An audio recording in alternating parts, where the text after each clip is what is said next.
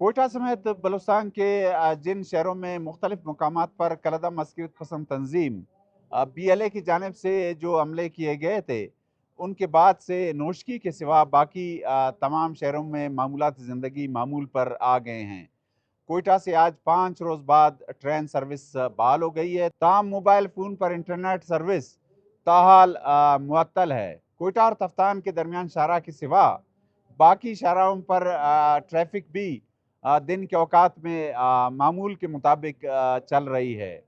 बाकी शहरों के मुकाबले में नोशकी शहर में न सिर्फ अस्करियत पसंद 3 रोज़ तक मौजूद रहे, बल्कि सरकारी हुकाम और मुकामी लोगों का ये कहना है कि वो नोशकी के गिरदोनवा में अब भी मौजूद है। इस सूरत-ए-हाल की वजह से ताहाल कोयटा और तफ्तान के दरमियान जो शाहराह है उस पे ट्रैफिक बहाल नहीं हो सकी है।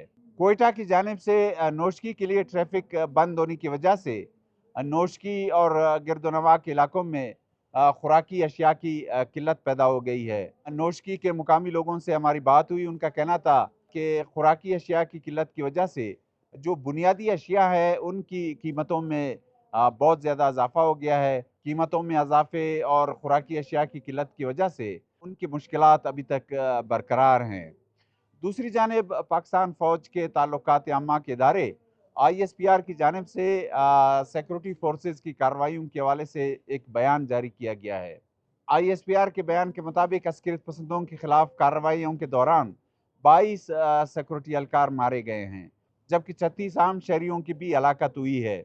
ISPR के बयान में कहा गया है कि 29 जनवरी से सिक्योरिटी फोर्सेस की कार्रवाइयों में 216 अस्करियत पसंद मारे गए हैं। इसी तरह कलअदम BLA की जानिब से भी ये दावा किया गया है कि सिक्योरिटी फोर्सेस को जानी और माली हवाले से बड़े पैमाने पर नुकसान से दोचार किया गया है।